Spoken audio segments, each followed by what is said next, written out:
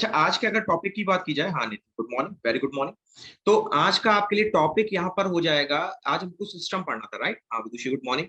तो यहाँ पर आपके लिए जो टॉपिक होगा, गुड मॉर्निंग रोहित, तो यहाँ पे आपके लिए जो टॉपिक होगा, टॉपिक यहाँ पर हम लोग ले सकते हैं आपका आज के लिए रेस्पिरेटरी सिस्टम। ठीक है, तो आज हम लोग आपका श्वसन तंत्र के बारे में हर एक जानकारी को लेंगे। ठीक है, तो रेस्पिरेटरी सिस्टम या रेस्पिरेशन कहते हैं या फिर कहते हैं रेस्पिरेटरी सिस्टम। तो आज ये होगा आपका टॉपिक। ठीक है, तो इसमें जितने भी इंपॉर्टेंट आपके क्वेश्चंस बनते हैं, जितने भी इंपॉर्टेंट क्वेश्चंस बनते हैं कि कहाँ कहाँ से आपका कैसे कोई रेस्पिरेशन सिस्टम होता है, ठीक है, कौन यहाँ पे आपका कंट्रोल करता है, राइट? हाँ जी शिवम, गुड मॉर्निंग। तो यहाँ पे ये सारी चीजों को आज हम लोग चर्चा करेंगे। ठीक है, और इसको हम लोग हिंदी में आपका कहते हैं श्वसन तंत्र। क्या कहते हैं इसको? इसको हम लोग यहाँ पे आपका श्वसन तंत्र के नाम से जानते हैं। ठीक है,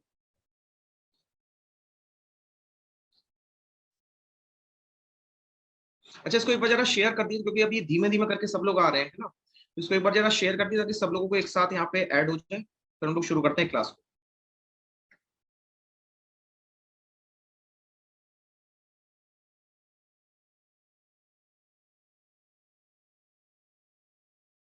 अच्छा, तब तक आप लोगों के लिए एक जरूरी सूचना ये है कि यहाँ पर आप लोगों के लिए जो एक स्टार्ट हो रहा है मैराथन, है ना? तो ये एनडीए मैराथन होगा आपके लिए, और इसके आपका जो शेड्यूल है वो कुछ इस तरीके से रहेगा। ठीक है, तो इसको याद रखें कि जैसे जैसे यहाँ पे आपको क्लासेस करनी है, वो उसका पूरा शेड्यूल यहाँ पे आपके लिए अवेलेबल कराया गया है। तो आपके लिए सुबह 9 बजे से लेकर के 9 बजे से लेकर के आपका रात के 9 बजे तक, यानी कि 9 PM तक यहाँ पे आपके लिए होंगी सारी क्लासेस, मतलब English, history, defence, polity, geography. तो जितने भी आपके यूपीएससी के सवाल होते हैं, यूपीएससी भाई एनडीए यूपीएससी ही कराता है, तो जितने भी यूपीएससी के सवाल होंगे आपके एनडीए के, वो सारे के सारे प्रीवियस ईयर क्वेश्चंस को आपको यहाँ पे एक्सप्लेन किया जाएगा। ठीक है, तो याद से जिन लोगों को देना है ये एग्जाम, या फिर जिनके साथ में, तो उनको एक बार जरा वेरीफाई करा देना। ठीक है, इन्फॉर्म कर देना ताकि वो लोग भी यहाँ पे आपका आके क्लास को कर सके, है ना? तो सुबह के 9 से रात के 9 बजे तक का ये पूरा शेड्यूल है। ठीक है, इसका स्क्रीनशॉट ले लेना और फिर इसी के अकॉर्डिंग यहाँ पे आप लोगों को आना है। ठीक है, अच्छा इसके अलावा एक और छोटी सी आप लोगों के लिए जानकारी है, वो है आईबीपीएस आरआरबी की। इसका भी यहाँ पे आपका पीओ और क्लर्क का पेड बैच यहाँ पे बन चुका है। ठीक है, तो जितने लोगों को यहाँ पे जानकारी चाहिए हो, उनको यहाँ पे आप इसको शेयर करा दें। ठीक है, और ये है आपका यहाँ पे एनडीए मैराथन। ठीक है, तो ये एनडीए 2 के लिए याद रखना है ना, क्योंकि एनडीए 1 तो आपका ऑलरेडी हो चुका है, तो एनडीए 2 के लिए यहाँ पे आपका किया जाएगा। सर मैं भी दे सकती हूँ क्या एनडीए का एग्जाम? पायल अभी डेट ऑफ बर्थ बताना जरा, डेट ऑफ बर्थ कितनी है? हाँ गुड मॉर्निंग कशिश।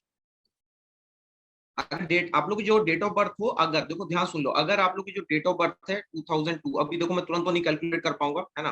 तो यहाँ पे अगर आपकी एज जो है वो मेरे ख्याल से शायद, वेट अ मिनट, हाँ, आपकी 1 जुलाई को अगर 16.5 वर्ष से लेकर के 19.5 वर्ष तक, ठीक है, 19.5 वर्ष तक है, तो आप लोग ये एग्जाम दे सकते हैं। ठीक है, हाँ तो दे सकते हो आप। ठीक है, अगर 1 जुलाई को 19.5 वर्ष नहीं हो रहा है, तो सारे लोग क्वालिफाई हैं ना। अब खुद से कैलकुलेट कर लो, है ना, मुझे तुरंत एट रैंडम में कैलकुलेट करने में थोड़ा टाइम लग जाता है, राइट? क्योंकि वहां पे मंथ भी देखना है आपको, डेज भी देखना है ना? ठीक है, तो ये है आपके लिए यहाँ पे ये रेंज। तो अगर 1 जुलाई को, यानी 1 जुलाई 2021 को अगर आपकी एज 16.5 वर्ष हो चुकी है, और या फिर 19.5 वर्ष नहीं हुई है, तो इन दोनों परिस्थितियों में आप लोग यहाँ पे एनडीए का एग्जाम दे सकते हैं। ठीक है, कोई दिक्कत नहीं। और कोई डाउट हो तो वो पूछ लो। ठीक है, तो ये आपका ठीक 9 बजे शुरू हो जाएगा, और 9 से 9 यानी कि सुबह के 9 से लेकर के रात के 9 बजे तक ये कंटिन्यूअसली आपका चलता रहेगा। एनडीए के फॉर्म भर गए, एनडीए 2 का नोटिफिकेशन आया हुआ है ना पायल, इसीलिए यहाँ पे ये आपकी क्लासेस अरेंज की गई है। ठीक है, 19 ईयर्स के अबव वाले भी भर सकते हैं। नहीं नहीं मीना, 19 के अबव नहीं भर सकते आर्मी में। ठीक है, आर्मी के रूल्स थोड़े से स्ट्रिक्ट होते हैं, है ना? ठीक है, चलिए ये पूरी जानकारी हो गई यहाँ पे आपकी एनडीए के बारे में। अब हम लोग शुरू करेंगे आज का आपका परिसंचरण तंत्र। ठीक है, अब देखो अगर मैं बात करूं सबसे पहले आपसे लंग्स के बारे में, ठीक है, तो यही फेफड़े ही तो है, मुझे बताओ, जो कि यहाँ पे आपका जो श्वसन है, जो सांस लेने का आपका यहाँ पे मेथड है, वो पूरा करते हैं। ठीक है ना? तो अगर आप ध्यान से देखोगे, तो ये जो फेफड़े हैं, ठीक है, ये हैं आपके जो पिंक कलर से बने हुए हैं, ये हैं आपके यहाँ पर फेफड़े। ठीक, अब फेफड़ों के बीच में देखो तो यहाँ पे आपको दिल भी दिखेगा, है ना? और थोड़ा सा अगर आप ऊपर जाओगे, तो ये देखो, आप अगर ऊपर जाओगे तो ये वाली जो आपकी लेयर जा रही है ना, ये वाली, ठीक है, ये इसको हम लोग यहाँ पे आपका ट्रैकिया के नाम से जानते हैं, इस नाम से जानते हैं इसको, ट्रैकिया। अगर ट्रैकिया नहीं पता है तो यहाँ पे आपको वो पता होगा, कौआ, ठीक है, जो गले में निकल आता है, ये वही जगह है, यही है वो जगह जहाँ पे आपका कौआ निकल आता है, ठीक है। इसको हम लोग इंग्लिश में वोकल बॉक्स कहते हैं, वोकल बॉक्स कह दो, ठीक है। तो ये है वो जगह जहां से आप बोलते हो, इसको कंठ भी कहा जाता है हिंदी में, ठीक, इसको हम लोग कंठ भी कहते हैं हिंदी में, ठीक है। तो ये है वो जगह जहां से आपके लिए जो आप बातचीत करते हो, कम्युनिकेशन करते हो, ये इस जगह से होता है, ठीक है। तो ये है पूरा स्ट्रक्चर। अगर इस स्ट्रक्चर में अगर आपको अभी भी आपके जो लंग्स की पोजीशन है वो अगर ना समझ में आ रही हो तो वो एक बार पूछ लीजिए, ठीक है। हल्का सा देखिए तो ये आपका यहाँ पे जो है झुका हुआ होता है हार्ट आपका, ठीक है। तो एक तरफ यहाँ पे आपका कैविटी सी बन जाती है, ये वाला पोर्शन देखो, ये वाला, ये हल्की सी यहाँ कैविटी बन जाती है, जबकि दूसरी तरफ देखोगे तो वो कैविटी यहाँ पे फिल्ड होती है आपकी। कैविटी का मतलब होता है गड्ढा, ठीक है। ये था पूरा स्ट्रक्चर यहाँ पे आपका लंग्स का। इसके साथ साथ यहाँ पे आपके लिए ट्रैकिया आएगा। ट्रैकिया के अलावा अगर आप ध्यान से देखोगे तो ये नीचे जाकर के आपका डिवाइड हो रहा है, ठीक है। ये जो आपका डिवाइड हो रहा है ना, ठीक है, इसको हम लोग यहाँ पे आपका ब्रोंकाइटिस या ब्रोंक्योस के नाम से भी जानते हैं, ठीक है। तो ब्रोंक्योस हो गए, ब्रोंकाइटिस हो गए, और थोड़ा नीचे जाओगे तो यहाँ पे आपको एल्वियोलाई मिलेंगे। तो ये भाग है किसके, देखो, ये मैंने इतने कठिन से जो नाम लिए अभी, ये किस चीज के भाग है, ये आपके फेफड़ों के भाग, जिसमें पहला ट्रैकिया होता है सबसे बड़ा, विंड पाइप भी कहते हैं इसको, ठीक है, विंड पाइप भी इसी को कहा जाता है। तो ये जो ट्रैकिया है, विंड पाइप है, ये आपके सांस लेने का सबसे महत्वपूर्ण अंग।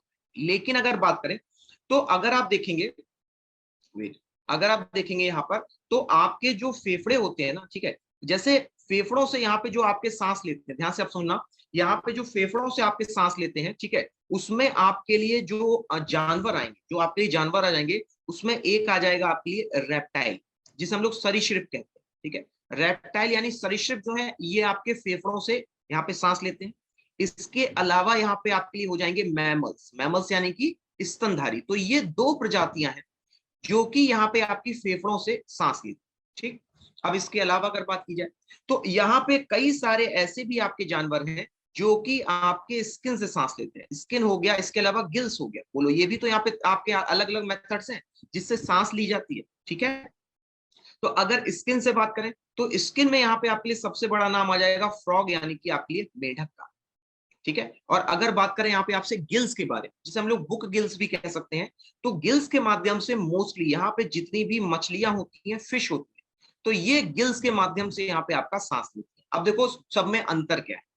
ये मान लीजिए अगर बात की जाए तो एक मनुष्य का शरीर है, ठीक है, ये मनुष्य का शरीर है, ठीक। अगर यहाँ पे फेफड़े हैं तो ये मानव हो जाएगा, ठीक है। अब अगर ये अपनी स्किन से सांस ले रहा है तो ये मेंढक हो जाएगा। और इसके अलावा अगर इसके बाहर की तरफ, ये अंदर है ना फेफड़े, अगर फेफड़े बाहर की तरफ हो जाएं तो उसको हम लोग कहते हैं यहाँ पे आपका गिल्स, यानी हिंदी में इसको एक शब्द और दिया जाता है, इसको हम लोग गलफड़ कहते हैं। क्या कहते हैं इसको हम लोग, इसको हम लोग यहाँ पे आपका गलफड़ के नाम से जानते हैं,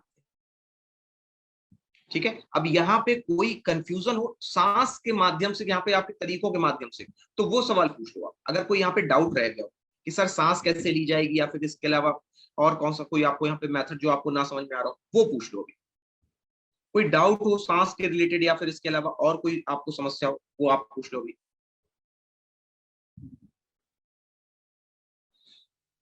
सब क्लियर है, ऑल क्लियर हो गया, बिल्कुल एकदम क्लियर, ठीक है। चलिए तो आगे बढ़ते हैं। तो अब यहाँ पे अगर आपसे बात की जाए तो अगर आप देखेंगे तो ये तो कुछ मेथड्स यहाँ पे आपके जो रेस्पिरेशन होता है उसको करने के लिए, ठीक है। लेकिन अगर बात की जाए आपसे तो यहाँ पर अगर मैं कह रहा हूँ आपसे, जो मैंने अभी आपको वॉइस बॉक्स बताया था, वॉइस बॉक्स, ये वाला वोकल बॉक्स या वॉइस बॉक्स भी कहते हैं इसको, तो इसका एक अपना स्ट्रक्चर है और वो स्ट्रक्चर आपको समझना जरूरी है, ठीक है। कैसे, अभी जरा ध्यान सुनिएगा। तो यहाँ पर ये है आपके लिए, ये जगह है आपके लिए जहां से आपके गले में सांस जाती है, ठीक है। ये आप यहाँ पर हो गई, ठीक। अब जरा ध्यान से देखना, तो यहाँ पर आपके लिए बीच में एक डिवीजन होता है, बीच में आपके लिए एक डिवीजन होता है, यहाँ से शुरू होता है, ठीक है। ये आपका यहाँ से शुरू होता है, एक आपका यहाँ पे चला जाएगा लंग्स की तरफ, और एक चला जाएगा आपका पेट की तरफ। ये इस तरीके से डिवाइड होता है। पहले होता है, ये डिवीजन समझ में आ गया। ये आपके गले की बात बता रहा हूँ, ये आपका यहाँ पे विंड पाइप है, जहां से आप लोग अभी, मैं अगर मैं कहूँ तो मैं आपसे बात कर रहा हूँ, ठीक है, ये विंड पाइप है। ठीक है। इसके नीचे ही ये डिवाइड होकर के दो भागों में बढ़ता है। कितने भागों में बटेगा आपका? दो भागों में बढ़ता है, ठीक है। एक भाग जो है आपका, अब यहाँ पे एक मिनट जरूर ना, इसको मैं थोड़ा सा साफ कर देता हूँ, है ना, ताकि और क्लियर डायग्राम से आपको क्लियर समझ में आएगा अच्छे से। वेट अब,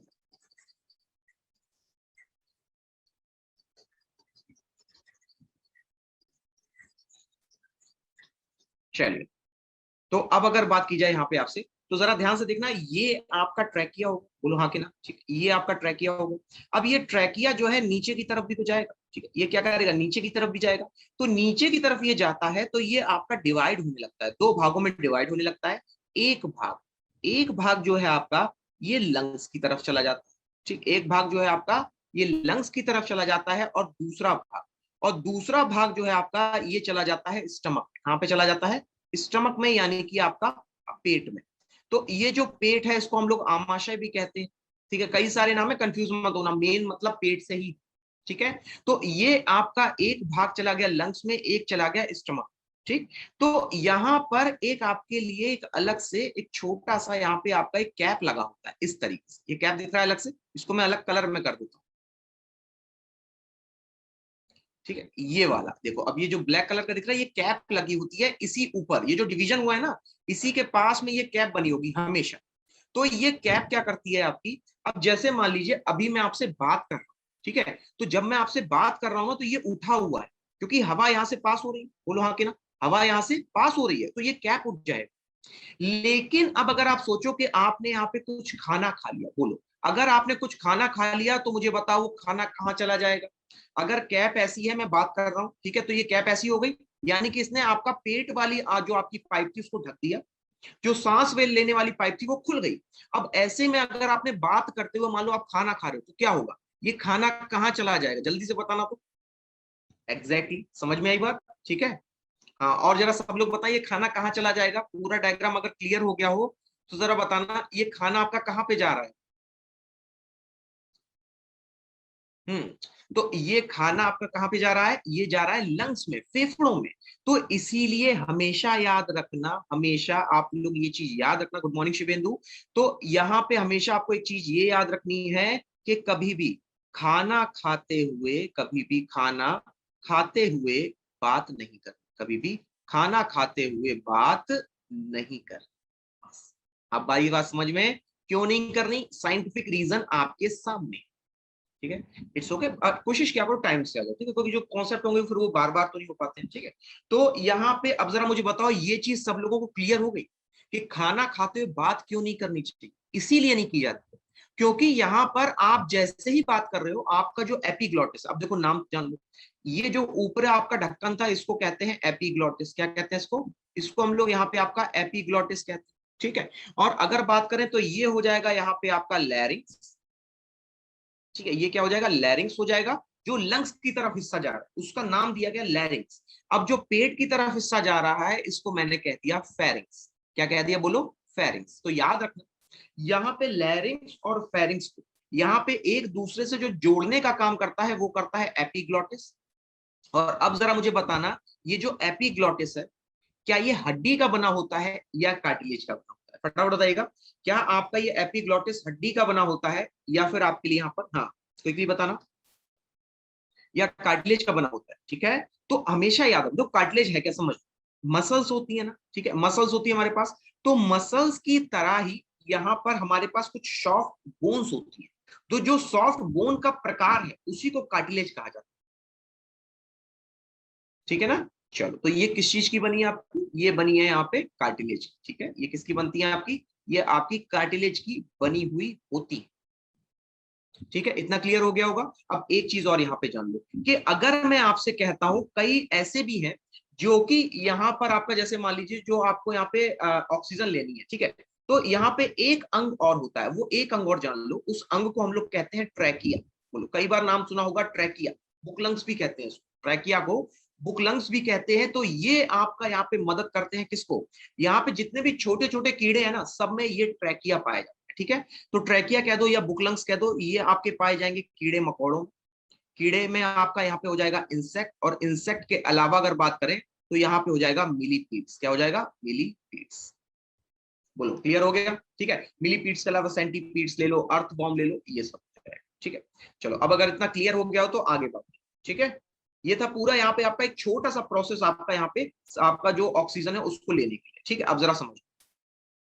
तो देखो अब ये पूरा स्ट्रक्चर देखो ध्यान से देखो, सबसे पहले क्या आया? सबसे पहले ट्रैकिया आया। ठीक, अब देखो अब ये क्या आया? ये जो बढ़ा हुआ भाग है ये ब्रोंकाई है। ध्यान से आराम आराम से देखना, अभी फिर से आएगा। ये ब्रोंक्यूल्स हो गया। ठीक है, अब ये जैसे ही और छोटे हुए, ये देख रहे हो, ये जो छोटे छोटे थे ना, इनको यहाँ पे एल्वियोलाई कहते हैं। एक बार नहीं, कम से कम 3 बार ये देखना। ठीक है, और समझने की कोशिश करना। ये ब्रोंकाई हो गए दोनों भाग।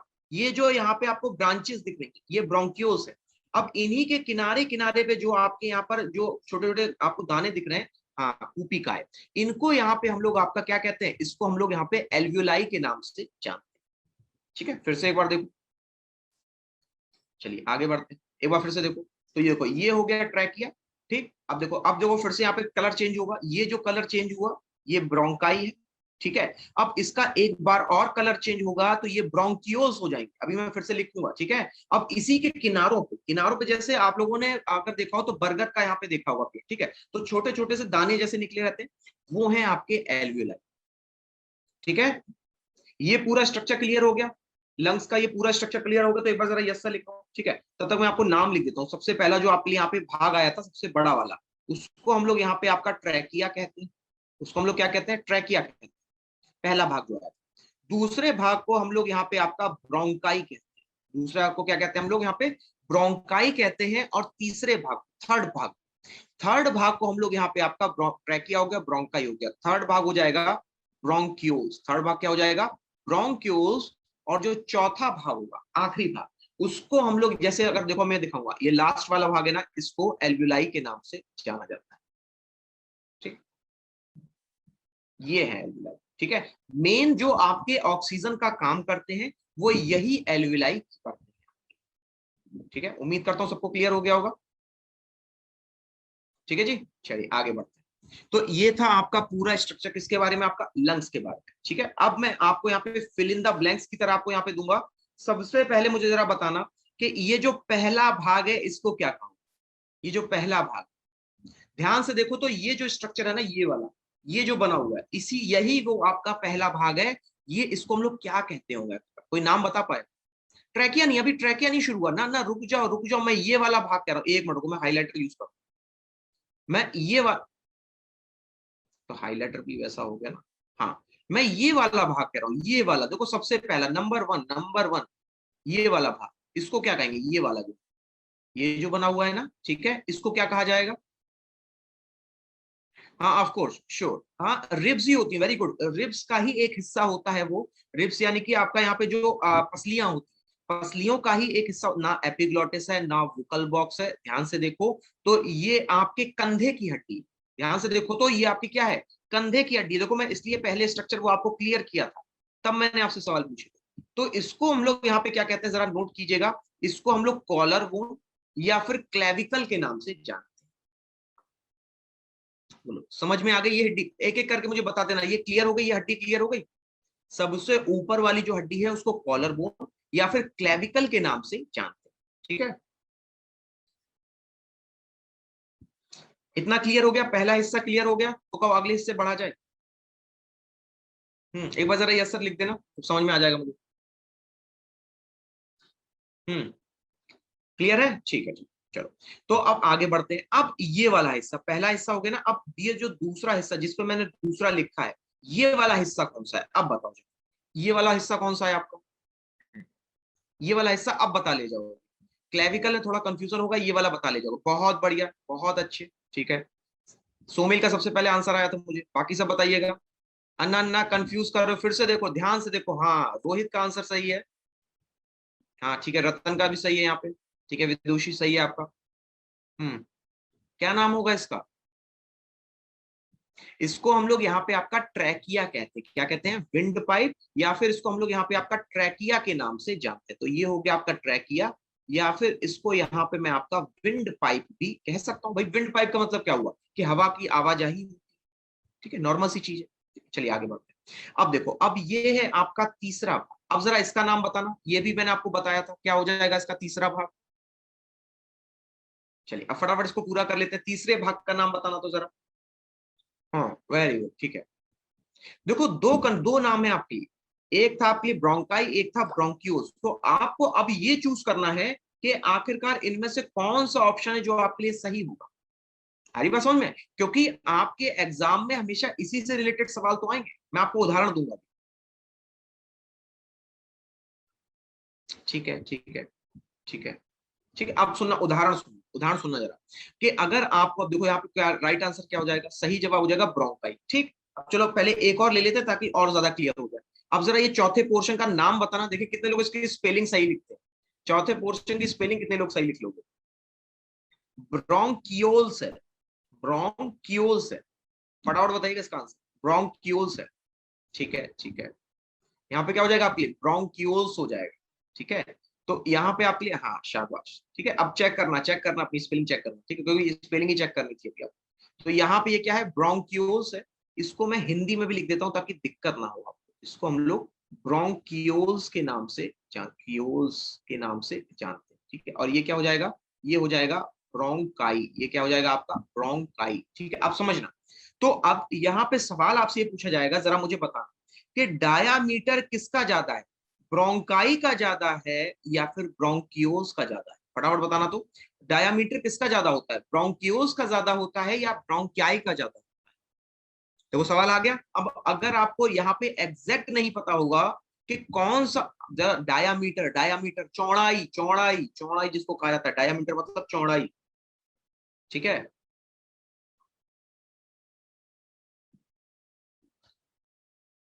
हम्म, ठीक है ठीक है ठीक है, ओके ओके, ठीक है ठीक है। ना ना, डायामीटर हमेशा याद रखना ब्रोंकाई का ज्यादा होता है। इसको नोट कर लो अलग से, ये कहीं दिया नहीं होती है सब चीज। ठीक है, ये खाली ऑब्जर्वेशन वाली चीज है। ठीक है, ध्यान से देखो। तो डायामीटर किसका ज्यादा है, ब्रोंकाई का ज्यादा है। ठीक है, इतना क्लियर हो गया होगा। आगे बढ़ते हैं। अब देखो, अब यहाँ पे आपके लिए है पांचवा भाग।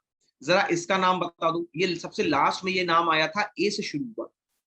अब जरा इसका नाम बताना, याद हो तो बता देना फटाफट। ठीक है, क्योंकि बाकी के पोर्शंस के अभी आप लोगों ने नाम देखे नहीं तो उनको बताना पड़ेगा। हाँ लगभग लगभग, ठीक है ठीक है, गुड गुड। अच्छा, स्पेलिंग की बिल्कुल चिंता मत करो, स्पेलिंग जो भी लिख रहे हो मेरे लिए बहुत अच्छी। ठीक, कम से कम आंसर दे रहे हो, यही बहुत है। ठीक है, हाँ ठीक है। तो यहाँ पे आपके लिए राइट आंसर क्या हो जाएगा, सही जवाब हो जाएगा एल्वियोलाई। अब देखो इसको कैसे बोला जाएगा, इसको हम लोग बोलेंगे आपका एल्वियोलाई। एल्वियोलाई की तरह बोलते हैं। ठीक है, हिंदी भी लिख दी तो परेशान मत होना, जब भी पढ़ने में ना आए तो हिंदी बगल की देख लेना। ठीक है, खाली राइटिंग थोड़ी सी वैसी है तो उसको समझ लेना। ठीक है, हाँ जी, वेरी गुड। ठीक है, चलो ये तो हो गया पूरा आपका भाग किसका, लंग्स। अब समझिएगा, यहाँ पे अगर आपसे पूछा जाता, क्या पूछा जाएगा, पूछा ये जाएगा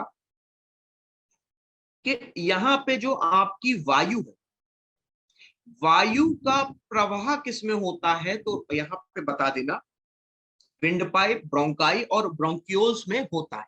ठीक, लेकिन अगर पूछा जाए कि वायु का एक्सचेंज का मतलब उसका यहाँ पे एक दूसरे का लेन देन, तो वायु का एक्सचेंज कहाँ होता है, तो ये अलग से नोट करके बता देना कि वो एल्वियोलाई में होता है। जहां पर CO2 जो है आपकी, ये लंग्स की तरफ भागती है, और O2 जो है आपकी, ये आपकी आर्टरीज यानी कि आपके शिराओं में जाती, सॉरी धमनियों में जाती। ठीक है, उम्मीद करता हूं यहां तक क्लियर हो गई होगी। एक एक चीज, एक एक बात, अगर कंफ्यूजन हो तो अभी भी पूछ लो। अगर इस पूरे यहाँ पे रेस्पिरेटरी सिस्टम में कोई भी अभी तक आपको कंफ्यूजन हो वो पूछ लो। ठीक है, ठीक है, वेरी गुड।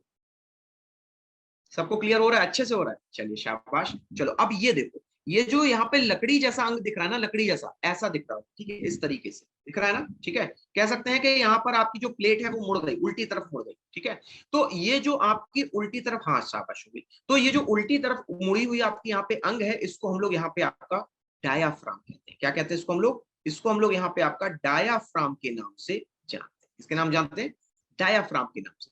ठीक, अब देखो ये डायाफ्राम करता क्या है, तो अब जरा इसको समझना कि यहाँ पर जस्ट नीचे आपके छोटी आंत है कि नहीं, बोलो छोटी और बड़ी आंत है। ठीक, इसके अलावा यहीं पे आपका स्टमक है। ठीक है, अब अगर मुझे बताओ कि ये जो बीच की फिलिंग थी जहां पे आपका हृदय था, और ये अगर इसको सपोर्ट नहीं मिलेगा तो क्या ये भाई ये स्पंदन वाले फंक्शन है। स्पंदन मतलब ये लगातार धड़क रहे हैं, चाहे लंग्स हो चाहे हृदय हो। तो अब अगर मान लो बीच में अगर डायाफ्राम ना आया तो आपके पूरे अंग लगातार आपके वाइब्रेट करते हैं। नंबर 1 पॉइंट, ठीक है। नंबर 2 पॉइंट, अगर मान लो यहां पर आपने खाना खाया, ठीक है, और मान लो आपकी जो स्टमक था वो थोड़ा सा फैलेगा, बढ़ेगा, तो वो कहीं ऐसा तो नहीं कि लंग्स में जाकर के फंस जाए। बात को समझना, कितनी सारी चीजें होती है जो नेचर आपको बचाता है केवल एक लेयर से। ये सिर्फ एक लेयर है, डायाफ्राम। और याद रखना ये डायाफ्राम आपके दो सिस्टम में एक साथ काम करती है। डायाफ्राम एक साथ आपके दो यहाँ पे जो सिस्टम है उसमें कार्य करती है। पहला सिस्टम हो जाएगा यहाँ पे आपके लिए रेस्पिरेटरी सिस्टम, ठीक है। तो एक तो यहाँ पे सिस्टम हो गया आपका रेस्पिरेटरी सिस्टम, ठीक। रेस्पिरेटरी सिस्टम हो गया, श्वसन तंत्र हो गया। दूसरा सिस्टम है जो आपका यहाँ पे कार्य करता है वो है डाइजेस्टिव सिस्टम। तो डाइजेस्टिव सिस्टम में भी तो कार्य कर रहा है, ये आपका हेल्प कर रहा है आपका आंतों, ठीक है। तो ये आपका दो तरीके से पाचन तंत्र और श्वसन तंत्र, इन दोनों में कार्य करता है कौन? आपका डायाफ्राम, ठीक। अब मुझे बता दो अगर डायाफ्राम से जुड़ा हुआ कोई सवाल हो आपके मन, 10 सेकंड है, आराम से पूछ लो। अगर कोई यहाँ पे डाउट हो वो पूछना बस, ठीक है। उसके अलावा कोई कुछ और मत वहां पे पूछने लगना, ठीक है। क्योंकि ये पूरा स्ट्रक्चर जैसे ही समझ में आएगा फिर मैं आपको बताऊंगा प्रोसेस ऑफ यहाँ पे जो आपका यहाँ पे रेस्पिरेशन का प्रोसेस होता है एग्जैक्ट। सबको क्लियर है? चलिए ठीक है, अब आगे बढ़ते हैं। अब यहाँ पे हम लोग बात करेंगे, आप सब पांचवा छठा हो गया भाग आपके लिए। अब बढ़ते हैं सातवें भाग की तरफ, ठीक। सातवें भाग से ज्यादा तो ये आपके ऊपर के दो होंगे तब ये सातवां भाग आपको समझ में आता, ठीक है। तो मैं एक साथ आपको तीनों दिखा देता हूं, फिर आपको समझाऊंगा कि यहाँ अच्छा एक चीज बस देख लो, ये देख रहे हो ये जो हड्डियां बाहर निकल रही है, ठीक, ये हड्डियां ही तो है, ठीक। तो इस वाले को मैं क्या कहूंगा? ये आठवें वाले को मैं क्या कहूंगा? रिब्स यानी पसली कहूंगा, ठीक है। और इसके अलावा ये आपका ये कौन सा भाग है भाई? ये आपका यहाँ पे लंग्स हो जाएगा, फेफड़ा हो जाएगा। लेकिन अब यहाँ पे रिब्स और आपके जो फेफड़े हैं, मुझे बताओ अगर एक दूसरे से बंधे नहीं होंगे, समझना, अगर एक दूसरे से आपके बंधे नहीं होंगे तो वो भाई फिसलने लग जाएंगे, क्योंकि वो लगातार मूवमेंट कर रहा है। तो उसको बांधने वाला कुछ चाहिए ना, रस्सी। अगर ना मान लो तो कोई यहाँ पे सिलाई चाहिए जो कि लंग्स को रोक के रखे आपके रिब्स पे। तो यहाँ पे आपका रोल आता है किसका? इंटरकॉस्टल मसल्स का। ये क्या है आपकी? ये पसलियां हैं, ठीक है। और इनको क्या कहते हैं? इनको कहते हैं इंटरकॉस्टल मसल। अब आप कहोगे सर ये इंटरकॉस्टल मसल का मतलब क्या हुआ? बड़ा आसान है कि जब हम रिब्स के बीच में मसल्स लेके आते हैं और उनको जोड़ देते हैं फेफड़ों से, फिर से ध्यान सुनो, जब हम लोग पसलियों के बीच से आपकी मसल्स को लेके आते हैं और उसको जोड़ देते हैं फेफड़ों से, उनको कहा जाता है इंटरकॉस्टल मसल्स, ठीक। अब फिर से एक बार जरा ये डायग्राम देखो, ठीक है। अब एक बार फिर से मैं आपको ये डायग्राम दिखाऊंगा, अब देखो, अब क्लियर हो गया होगा कि कैसे आखिरकार ये फेफड़ा आपका कार्य करता है, ठीक है। सब कुछ क्लियर हो गया ना? चलिए, अब कोई डाउट हो तो वो पूछ लीजिए, वरना फिर हम लोग आगे बढ़ते हैं। अब हम लोग बात करेंगे यहाँ पे आपसे रेस्पिरेशन दो प्रकार का होता है उसके बारे में, ठीक है। सबको क्लियर हो गया ना अच्छे से? बस ठीक है।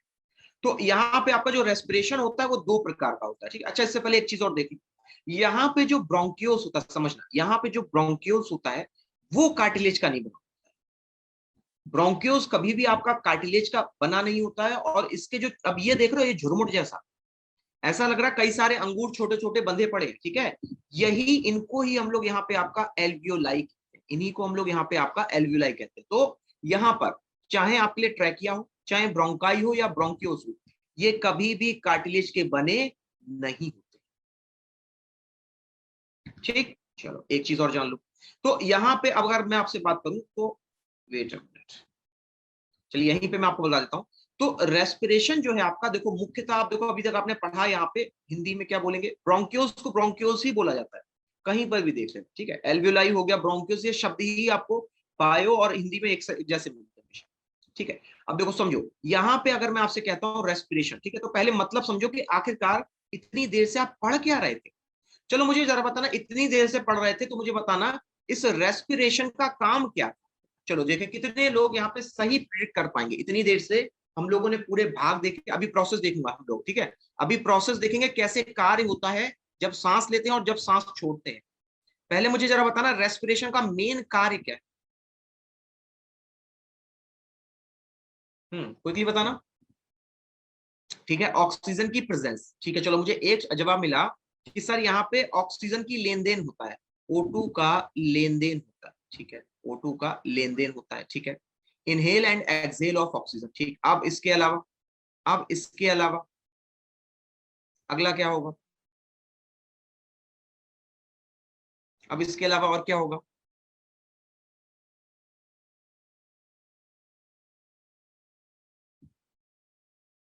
सांस का ऑल प्रोसेस, ठीक है, very good. Remove waste material, शाबाश। यहाँ पे जो आपकी वेस्ट मटेरियल नहीं कह सकते हम लोग, कह सकते हैं वेस्ट ऑक्सीजन। सी हम लोग कह सकते हैं वेस्ट गैसेस। ठीक, चलो। और रेस्पिरेशन का इससे भी बड़ा कार्य होता है, इससे भी बड़ा कार्य। और उसी लिए पूरा आप सांस ले रहे हो।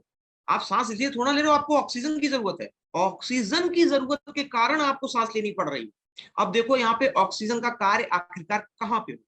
तो देखो, रेस्पिरेशन का देखो जो मेन मकसद होता है वो होता है, आप लोगों को सबको पता है कि हमारे शरीर में जो हम लोग खाना खाते हैं वो ग्लूकोज बनाता है। बोलो, हम लोग जो भी खाना खाते हैं, पहले मुझे बताना, कंफर्म करना, वो सबका सब ग्लूकोज में स्टोर हो जाता है आपके यहाँ पे सेल में। ठीक, अब इस ग्लूकोज से अगर मुझे एनर्जी चाहिए, बात को समझना, अब इस ग्लूकोज से मुझे एनर्जी मतलब ऊर्जा चाहिए, तो मुझे क्या चाहिए होगा? यहाँ पे ऑक्सीजन चाहिए होगा। बात को समझना, फिर से दोहरा रहा हूं कि यहाँ पर ग्लूकोज को तोड़ के जो एनर्जी लेते हैं उसके लिए हमें ऑक्सीजन चाहिए। तो इसी को हम लोग यहाँ पे रेस्पिरेशन, तो याद रखना, C6H12O6 से जब हम लोगों को यहाँ पे आपका एटीपी मिलने लगता है, यानी कि एनर्जी मिलने लगती है, अभी एटीपी का फुल फॉर्म लिखूंगा, एनर्जी मिलने लगती है, तो इसको रेस्पिरेशन। ठीक, अब देखो, अगर यहाँ पे आपकी ऑक्सीजन प्रेजेंट है उस रेस्पिरेशन, अगर ऑक्सीजन आपकी यहाँ पर प्रेजेंट है, तो इसको हम लोग यहाँ पे कहेंगे आपका एरोबिक रेस्पिरेशन। क्या कहेंगे इसको? इसको हम लोग कहेंगे एरोबिक रेस्पिरेशन। बोलो, क्लियर है? अगर ऑक्सीजन प्रेजेंट है तो इसको कहेंगे एरोबिक रेस्पिरेशन। ठीक है, लेकिन लेकिन अगर ऑक्सीजन उपस्थित नहीं है, ऑक्सीजन आपकी एब्सेंट है, तो अब ऐसे में क्या कहेंगे? ऐसे में नाम चेंज हो जाएगा, केवल कुछ नहीं होगा, जो एरोबिक लिखा है ना, इसके आगे आपका AN और लग जाएगा बस, और ये बन जाएगा एन एरोबिक। ये क्या बन जाएगा आपका? Anaerobic respiration. ठीक, अब याद कर लेना, ये जो एरोबिक रेस्पिरेशन होता है ये आपका हर एक जानवर में होगा, हर एक जानवर में होगा आपका aerobic respiration. Number 1 point. Number 2 point, यहाँ पे अब इसके अलावा जितने भी पौधे होंगे, जितने भी पौधे होंगे वहां पर भी होगा। ठीक है, लेकिन अगर बात करें तो ये जहां पे आपकी ऑक्सीजन प्रेजेंट नहीं है, जहां पर आपकी ऑक्सीजन प्रेजेंट नहीं है, तो ये आपका अधिकतर होता है बैक्टीरिया में। ये कहां पे होता है अधिकतर? बैक्टीरिया में। अब प्रोसेस का नाम बताता हूं आपको, फर्मेंटेशन। नोट कर लेना, एनारोबिक रेस्पिरेशन आपका फर्मेंटेशन कराता है। ठीक है, फर्मेंटेशन से क्या होता है? ग्लूकोज से आपको अल्कोहल मिलती है। सिरका बनने का प्रोसेस याद है? गन्ने का जूस था, गन्ने के जूस में बैक्टीरिया डाला, थोड़ा सा ईस्ट डाला और कुछ दिन तक रखे रहा, तो वही ग्लूकोज आपका किसमें बदल गया? अल्कोहल में बदल गया। बोलो हाँ कि ना? तो इसको हम लोग क्या कहेंगे यहाँ पे? आपका एनएरोबिक कहते हैं। ठीक, चलो। अब कोई डाउट हो यहाँ पे वो पूछ लो, कोई भी डाउट, कोई भी समस्या हो, फिर आगे बढ़ेंगे। हम लोग देखेंगे कि ब्रीदिंग का प्रोसेस कैसे होता है, हम कैसे सांस लेते हैं, कुल हमारे शरीर में कितनी ऑक्सीजन रह सकती है, ये सब बात है। इससे पहले जो भी अगर आपके डाउट हो तो वो एक बार पूछ लीजिए। अच्छा, एक बार में अगर मैं सांस ले रहा हूँ, ठीक है, जैसे अभी आपने सांस अंदर ली होगी, सांस बाहर छोड़ी होगी, ठीक है, तो ये लगभग कितने आपने यहाँ पे सांस ली होगी? ऑन एंड अराउंड कितनी सांस ली होगी अभी आप? अच्छा, एरोबिक और एनोरोबिक फिर से बता दें, ध्यान से सुनो। देखो, मैंने अभी आपको क्या बताया? ऑक्सीजन की आवश्यकता होती है, ऑक्सीजन ही ग्लूकोज को तोड़ती है। नंबर 1 पॉइंट हमेशा याद रखना, ऑक्सीजन ही ग्लूकोज को तोड़ती है। तो जब ये तोड़ेगी तो यहाँ ऊर्जा निकलेगी। ठीक, जब ये तोड़ेगी तो यहाँ ऊर्जा निकलेगी, और अगर यहाँ पे आपकी ऊर्जा निकल रही है किसकी उपस्थिति में? ऑक्सीजन की, तो मैंने बोल दिया एरोबिक रेस्पिरेशन। तो ऐसा यहाँ पे आपका कहाँ कहाँ पे होता है? तो जितने भी जानवर और पौधे हैं उनमें एरोबिक होता है। और वहीं अगर बात करें आपसे, अब यहाँ पे ऑक्सीजन के बिना हो जाए, ऑक्सीजन के बिना का मतलब है अगर CO2 की प्रेजेंस में भी अगर आपका जो कोई भी जानवर है वो आपका यहाँ पे ग्लूकोज को तोड़ने लग जाए, तो उसको कहा जाता है एन एरोबिक रेस्पिरेशन। इसको क्या कहते हैं हम लोग? इसको हम यहाँ पे हम लोग आपका एन एरोबिक रेस्पिरेशन के नाम से जानते हैं। विदुषी, क्लियर हो गया आपको?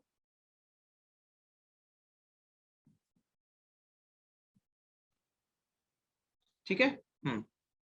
10 to 12 टाइम्स पर minute breathing rate, 10 to 20 times तो चलो ठीक है मान लिया, लेकिन मैंने क्या पूछा, मेरे सवाल को जरा फिर से ध्यान से समझ। देखो मैंने क्या कहा, तो फिर से एक बार मुझे पीछे जाना पड़ेगा। ये देखो यहाँ पे, ये देखो ये आप सांस ले रहे हो, ठीक है, ये देखो ये फेफड़े चल रहे हैं आपके, चल रहे नहीं चल रहे। एक बार जो आपने ये पूरी सांस ली, ठीक है, आप समझना, एक बार में जो आपने पूरी सांस ली, तो इसको हम लोग कहते हैं आपका यहाँ पर टोटल जो वॉल्यूम होता है वो होता है 1400 ml। तो यानी कि आपने लगभग 1.5 लीटर सांस ली थी पूरे एक बार में, एक बार में स्वस्थ सांस, एक बार में जब आपने सांस ली तो उसमें कितना वॉल्यूम लगा, 1400 ml। लेकिन अगर बात की जाए तो आपके फेफड़ों में, आपके फेफड़ों में कुल कितनी ऑक्सीजन जा सकती है, आपके फेफड़ों में कुल कितनी ऑक्सीजन जा सकती है, तो याद रखना 1400 तो वो नॉर्मल रेट है जो हम डेली ऑक्सीजन लेते हैं, 1400 भी नहीं है बल्कि आपका यहाँ पे माफ कीजिएगा 500 ml हो जाएगा, 500 ml मतलब आधा लीटर, ठीक है।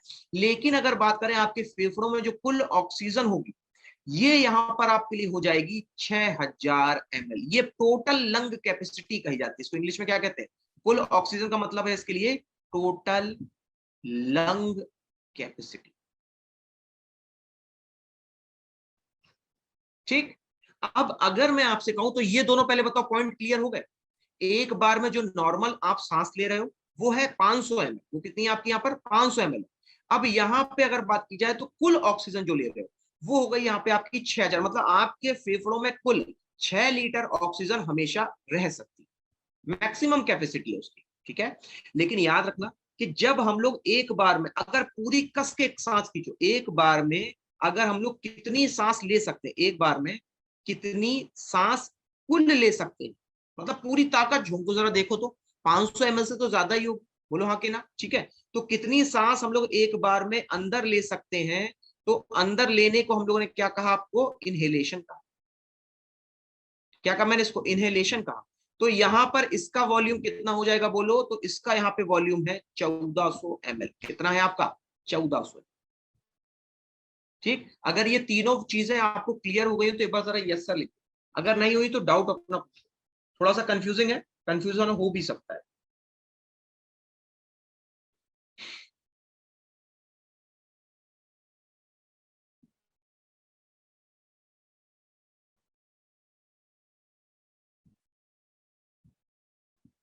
हम्म, ठीक है, सबको क्लियर है, वेरी गुड। ठीक है, तो ये तीन वॉल्यूम हमेशा याद रखना, आपसे कहीं ना कहीं एग्जाम में पूछे जरूर जाते हैं। ठीक है, आगे बढ़ते हैं। अब यहाँ पे इसके अलावा अगर बात करें तो कैसे, आखिरकार कैसे हम लोग यहाँ पे सांस को अंदर लेते हैं, कैसे हम लोग सांस को अंदर लेते, क्या है आपके लिए, कैसे हम लोग सांस को अंदर लेते हैं। ठीक, अब समझना, तो यहाँ पर आपके लिए जो एयर एंटर हुई, समझना एयर आपकी एंटर हुई, तो मुझे जरा बताना कि अगर आप कभी भी गुब्बारे में अगर हवा भरते हो, सेम वही आपके लंग्स की भी तरीका है, अगर आप कभी भी गुब्बारे में हवा भरते हो तो गुब्बारा आपका फैलता है कि सिकुड़ता है, मुझे बताना। गुब्बारा आपका फैलेगा कि सिकुड़ेगा,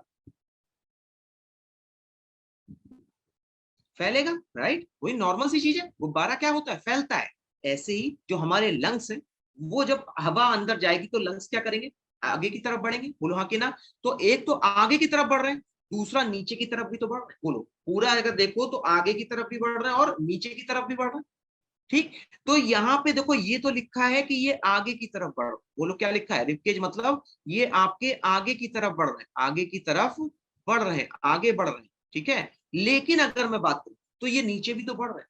अब चूंकि याद करो तो डायाफ्राम का जो एग्जैक्ट यहाँ पे आपका रेशियो, वो आपका साइज कैसा था, हल्का सा मुड़ा हुआ था, हल्का सा कैसा था, मुड़ा हुआ था। तो ये डायाफ्राम आपका समतल हो जाए, डायाफ्राम कैसा हो जाएगा आपके लिए, ये समतल हो जाए, क्योंकि वो लंग्स क्या थे आपके नीचे आ गए, तो डायाफ्राम को भी समतल कर दिया। तो डायाफ्राम यहाँ पे क्या हो जाएगा आपका, ये हो जाएगा समतल। ठीक, तो ये था पूरा प्रोसेस यहाँ पे आपका ऑक्सीजन को लेने का, इनहेलेशन का। ठीक, इससे जुड़ा हुआ अभी कोई सवाल हो तो वो पूछ लो, कोई और डाउट लग रहा हो आपको कि सर अच्छा एक चीज और हमेशा याद रखिएगा कि जब हम लोग ऑक्सीजन लेते हैं और जब हम लोग ऑक्सीजन निकालते हैं, तो याद रखना यहाँ पे, सॉरी यहाँ पे वायु जब हम लोग यहाँ पे निकालते हैं, वायु जब हम लोग निकालते हैं तो उसमें नाइट्रोजन की मात्रा, उसमें नाइट्रोजन की मात्रा ज्यादा होती है, उसमें नाइट्रोजन की मात्रा ज्यादा होती है, उसमें नाइट्रोजन की मात्रा ज्यादा होती है। अब इससे जुड़ा हुआ कोई डाउट हो तो पूछ लो, कोई दिक्कत नहीं है। ठीक है, चलिए आगे बढ़ते हैं।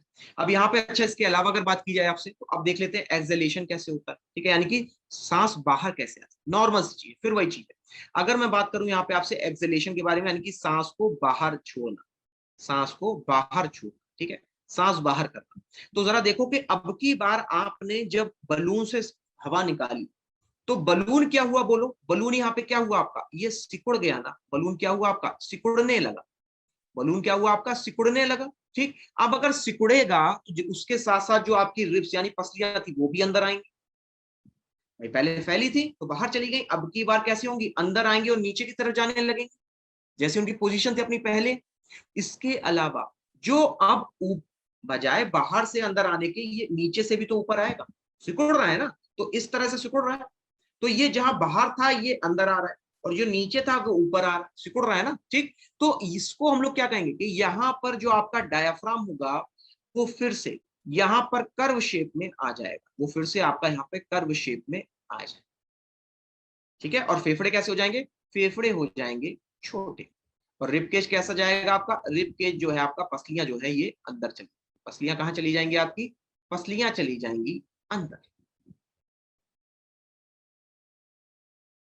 ठीक है, चलो ये पूरा प्रोसेस था यहाँ पे आपका ब्रीदिंग सिस्टम का। ठीक है, इसके अलावा एक चीज हो जाती है कि यहाँ पर अगर मैं आपसे बात करता हूँ ब्रीदिंग के बारे में, ठीक है, तो ब्रीदिंग से जुड़ी हुई यहाँ पे आपके लिए जो है एक दो पॉइंट और है, उसको जरा नोट कर लीजिएगा कि ब्रीदिंग यानी कि जब हम लोग सांस लेते हैं, ठीक है, तो जब हम लोग सांस लेते हैं ना, तो ये सांस लेने की जो जानकारी है, सांस लेने की जो जानकारी है, ठीक है, ये आपके मस्तिष्क का कौन सा हिस्सा है, जो मस्तिष्क का कौन सा हिस्सा है जो आपका यहाँ पे नियंत्रित करता है, मस्तिष्क यानी कि ब्रेन का कौन सा हिस्सा है जो ये नियंत्रित करता है कि सांस कब लेनी है और कब छोड़नी है।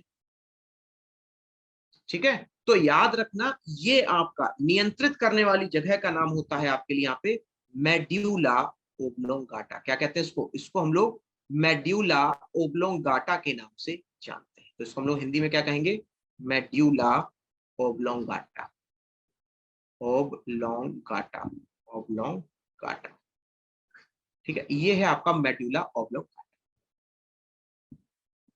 ठीक, अच्छा एक चीज और जानिएगा, यहाँ पे अगर मैं कभी भी अगर आपसे रेस्पिरेशन की बात करता हूँ, ठीक है, तो रेस्पिरेशन से जुड़ी हुई यहाँ पे दो बीमारियां भी आपसे पूछी गई है, रेस्पिरेशन से जुड़ी हुई दो बीमारियां भी आपसे पूछी गई हैं।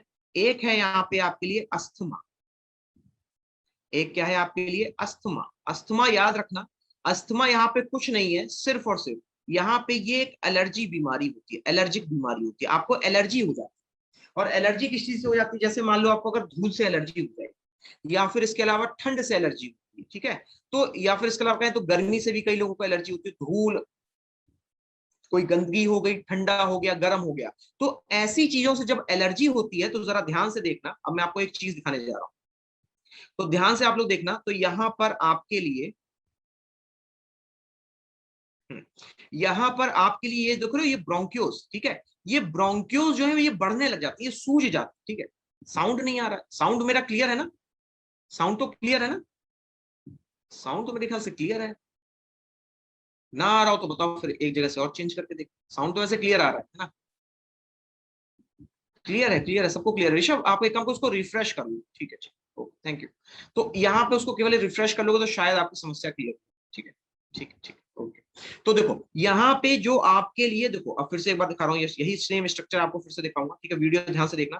देखो ये जो है ये आगे बढ़ रहा है ना, ठीक है, अब ये मान लो ये अचानक से इसके अंदर जो है, ठीक है, एलर्जी के कारण अंदर जो है इसके यहाँ पे, ये देखो ये अब सूजन बढ़ने लग जाएगी। बोलो, अगर एलर्जी होगी तो अंदर सूजन बढ़ेगी। अब अगर सूजन बढ़ेगी तो मुझे बताओ अंदर का जो आपका एरिया है, देखो ऐसे था, ऐसे था, पहले ये नॉर्मल ऐसे था, ठीक, अब इसको हो गई एलर्जी, इसको यहाँ पे क्या हो गई, इसको यहाँ पर हो गई एलर्जी। ठीक है, तो ये एलर्जी से यहाँ पर आपके जो एल्विलाई नहीं बल्कि आपकी जो बॉडी सरफेस है वो सूजने लगी इस तरीके से।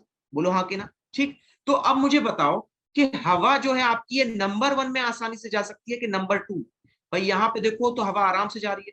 अब जरा बताना किसमें हवा आसानी से जाएगी, नंबर 1 में या नंबर 2 वाले आपकी स्थिति, नंबर 1 वाली में ही तो जाएगी। ठीक है। तो जब ये नंबर 2 होती है तो यहाँ पे आपको होती है सांस की दिक्कत, सांस लेने में होती है आपको दिक्कत। तो जब आपको यहाँ पे सांस लेने में दिक्कत होती है, बात को समझ लेना, तो इसी को हम लोग यहाँ पे आपका अस्थमा कहते हैं। ठीक, अब यहां से जुड़ा वो कोई भी सवाल हो वो पूछ लो। अब हम लोग करेंगे थोड़े बहुत सवाल, ठीक है। अच्छा, एक चीज और है कि यहाँ पर अगर आपसे मैं बात कर रहा हूँ ना कि आपके लिए जो क्या कहते हैं उसको रेस्पिरेशन होता है, ठीक है। तो रेस्पिरेशन के अंतर्गत यहाँ पे अगर बात की जाए तो इसके जो भाग होते हैं, ठीक है, जो आपके पार्ट होते हैं, ठीक है। जैसे अगर बात की जाए आपसे तो, हाँ एक मिनट, चलिए अब उसको हम लोग सवालों में ही देख लेंगे तो ज्यादा अच्छा रहेगा, ठीक है। ये सब हम लोगों ने आज अपना पूरा पढ़ा, ठीक है। चलो अब देखो, अगर बात करें, अच्छा ये तो प्लांट्स का हो गया ना, प्लांट्स का हम लोग अभी देखते हैं, प्लांट्स का अगर टाइम होगा अभी बता दूंगा प्लांट्स का भी, ठीक है। प्लांट्स का भी लगभग सेम ही होता है, ज्यादा अंतर नहीं होता है ना। लेकिन पहले हम लोग सवाल करेंगे यहाँ पे आपके जानवरों से जुड़े हुए, यानी कि सॉरी माफ कीजिएगा, इंसानों से जुड़े हुए, ठीक है।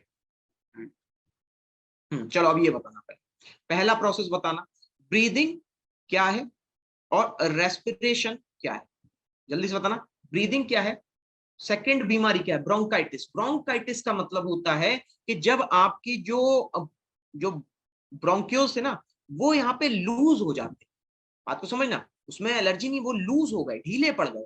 तो जब ढीले पड़ जाएंगे तो क्या वो उतनी ऑक्सीजन को स्टोर कर पाएंगे, तो उसको कहा जाता है ब्रोंकाइटिस। अब जरा बताना, जरा इसमें ऑप्शन चूज करना। देखो मैं आपको बता रहा हूँ, ब्रीदिंग और रेस्पिरेशन। ब्रीदिंग का मतलब होता है सांस को लेना और छोड़ना, सांस को लेना और छोड़ना, ये है ब्रीदिंग। ये क्या है आपके लिए, ये है ब्रीदिंग।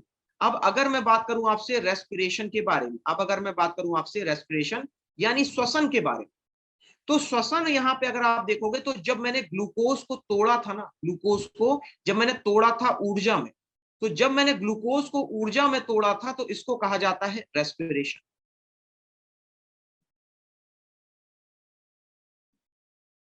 ठीक, अब जरा मुझे बताना कौन सा ऑप्शन है जो आपको यहाँ पे सही लग रहा है, सोच के ध्यान से बताना कि इनमें से कौन सा ऑप्शन है जो आपको यहाँ पे सही लग रहा है, ठीक है। अब देखो, अब अगर यहाँ पे, ठीक है, वेरी गुड, शाबाश। ना ना, अभी भी कंफ्यूजन है, कंफ्यूजन है अभी कुछ लोगों को, कई लोगों का सही है लेकिन कुछ लोगों को अभी भी कंफ्यूजन है, ठीक है। तो समझो यहाँ पे कि मैं क्या कहना चाह रहा हूँ आपसे।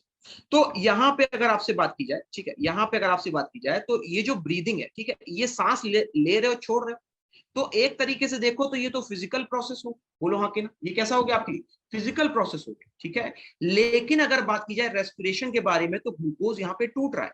तो ग्लूकोज अगर आपका टूटता है, ठीक है, ग्लूकोज अगर आपका टूटता है तो इसको हम लोग कहते हैं केमिकल प्रोसेस, बोलो क्या कहेंगे, केमिकल प्रोसेस कहेंगे।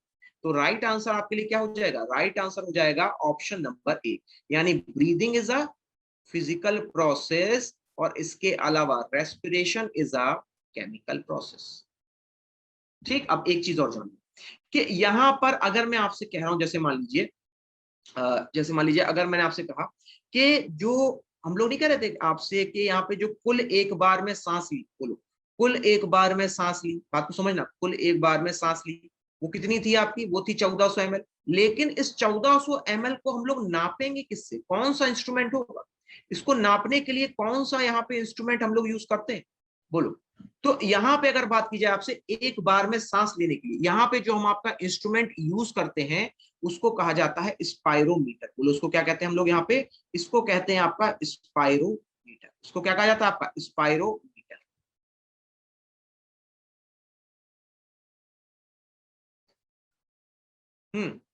ठीक, क्लियर हो गया, बताओ। स्पायरोमीटर क्लियर हो गया, हिंदी में इसको लिख देता हूं, इसको हिंदी में कुछ इस तरीके से लिखा जाएगा, हिंदी में इसको लिखेंगे हम लोग आपका यहाँ पे स्पायरोमीटर, स्पायरोमीटर कहेंगे इसको, ठीक। चलो, नहीं नहीं, वो अलग होता है, वो अलग होता है, ठीक है।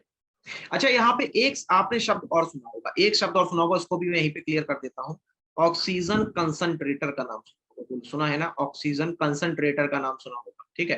तो ये क्या है ऑक्सीजन कंसंट्रेटर, तो यहाँ पर अगर मान लीजिए हमारे यहाँ जो ऑक्सीजन है, ठीक है, वो यहाँ पे अगर आपसे बात की जाए तो वो आपकी 28% है, ऑन अराउंड में कितनी है, 28% है, 27%, कितनी है ऑक्सीजन वायु में, 28% के अराउंड है ना, ठीक है।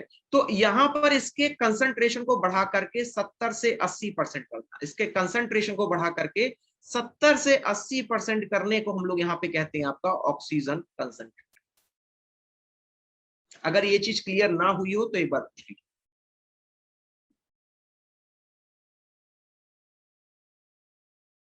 उम्मीद करता हूं क्लियर हो गया होगा, ठीक है। चलो एक और सवाल करते हैं फटाफट। चलो अगला नेक्स्ट क्वेश्चन।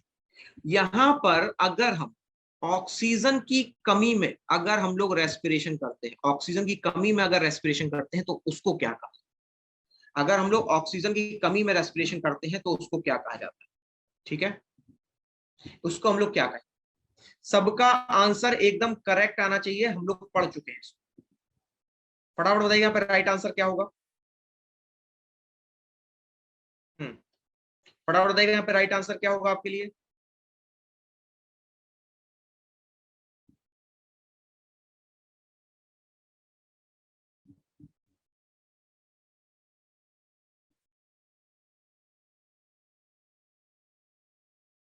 ठीक है, ठीक है, ठीक है, ओके। तो देखो यहाँ पे आपके लिए राइट आंसर हो जाएगा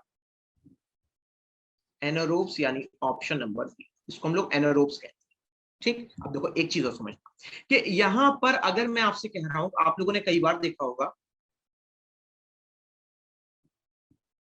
जैसे मान लो जो लोग स्मोकिंग करते हैं, ठीक है, जो लोग आपका स्मोकिंग करते हैं, ठीक है, बाद में उनसे कहा जाता है कि आपको यहाँ पे सांस की बीमारी हो जाएगी, ठीक है। तो स्मोकर्स में वही जो अस्थमा है ना, स्मोकर्स में वही जो आपकी सांस की बीमारी होती है, स्मोकर्स जो स्मोकिंग करते हैं उनमें जो सांस की बीमारी होती है, सेम उसी अस्थमा को यहाँ पे हम लोग नाम दे देते हैं आपका एफिज्मा। क्या कह देते हैं, एफिज्मा। अब ये एफिज्मा किसकी वजह से है, तो याद रखना ये सिर्फ और सिर्फ जो हम लोग स्मोकिंग कर रहे हैं उसके पार्टिकल्स के कारण, जो हम लोग सिगरेट पी रहे हैं, बीड़ी पी रहे हैं, उसके पार्टिकल्स के कारण है, इसलिए हमने स्पेसिफिक नाम दे दिया एफिज्मा।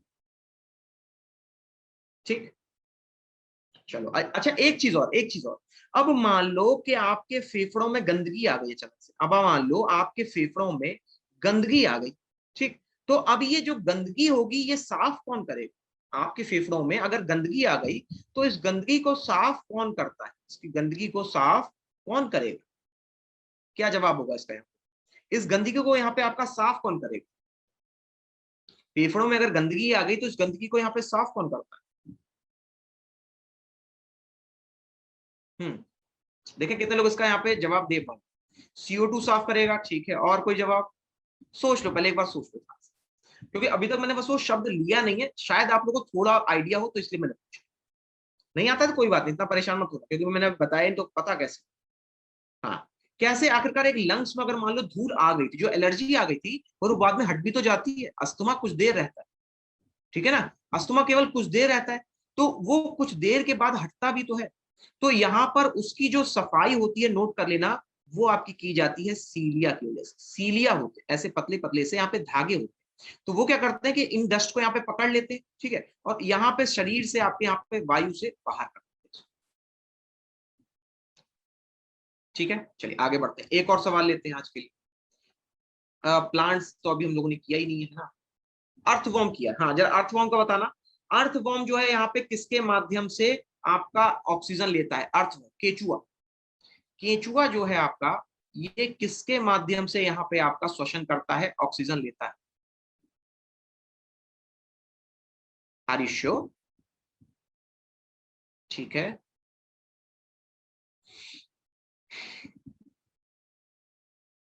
अधिकतर लोगों का जवाब आ रहा है मॉइस्ट स्किन, यानी नम त्वचा, ठीक है। और यहाँ पे अगर मैं बात करूं आपसे राइट आंसर के बारे में, समझना, यहाँ पे अगर मैं बात करूं आपसे राइट आंसर के बारे में, तो जरा देखना सही जवाब क्या हो जाएगा आपके लिए, राइट आंसर हो जाएगा मॉइस्ट स्किन, ठीक है। लेकिन याद रखना ये जो ट्रैकिया है, ट्रैकिया के माध्यम से यहाँ पे आपका इंसेक्ट्स और इसके अलावा जो छोटे छोटे से जानवर होते हैं, जैसे सेंटीपीड हो गया, इंसेक्ट हो गया, कीड़े हो गए, इनके माध्यम से यहाँ पे जब हम शोषण करते हैं तो इसको कहा जाता है आपका यहाँ पे कीड़ों के द्वारा। ठीक, चलो एक और सवाल करते हैं।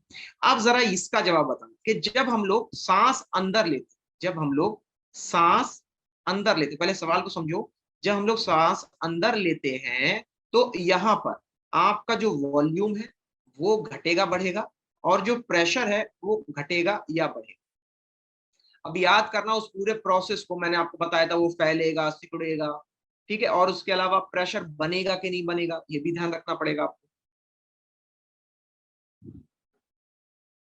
दो ऑप्शन मिल रहे हैं मुझे, ए मिल रहा है और बी भी मिल रहा है, क्योंकि दोनों में ही कंफ्यूजन होगा, है कि नहीं? कंफ्यूजन दोनों में ही है आपके लिए, है ना? हम्म, ठीक है, ठीक है, ठीक है, ओके, ओके, ठीक है। तो अगर बात करें यहाँ पे आपसे राइट ऑप्शन के बारे में, तो जरा ध्यान से देखो, तो अंदर का प्रेशर क्या हो जाएगा आपका, वो घटेगा, और वॉल्यूम क्या होता है, वो बढ़ता है। देखो हमेशा याद रखना कि वॉल्यूम जो है आपका ये इनवर्सली प्रोपोर्शनल है प्रेशर, बस इतना याद करना। ठीक, अगर वॉल्यूम जो है यानी आयतन जो है, याद रखना, अगर ये बढ़ेगा, अगर ये बढ़ेगा तो प्रेशर क्या होगा, अपने आप घटेगा।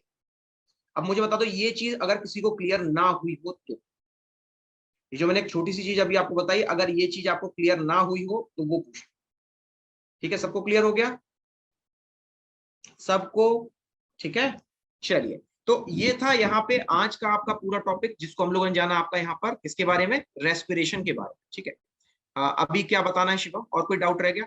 ठीक है, शिवम को अभी समझ में नहीं आया, एक मिनट जा रुको। शिवम देखो, मैं क्या कह रहा हूं कि अगर जैसे मान लो ये पतली सी नली थी, ठीक, इसका वॉल्यूम कम था, प्रेशर ज्यादा था, अब मैंने यहाँ पर इसकी नली का वॉल्यूम बढ़ा दिया, तो मुझे बताओ, अगर ज्यादा वॉल्यूम होगा, हवा सेम होगी, तो प्रेशर क्या हो जाएगा, कमी तो होगी।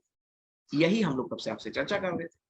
ठीक है, अच्छा एक चीज और, अब मैं बाद में यहाँ पे आपको 3 से 4 सवाल और as a homework, as a homework ये आपके लिए सवाल होंगे। ठीक है, इनको आप खुद से सॉल्व करना बिना आंसर देखे। ठीक है, और कोशिश करना यहाँ पे उनको समझने की, कि आखिरकार वो जो सवाल आपको दिए गए हैं वो क्या कह रहे हैं, और जो टॉपिक मुझे पढ़ाया गया उससे यहाँ पे मैं कैसे इसको रिलेट कर सकता हूँ।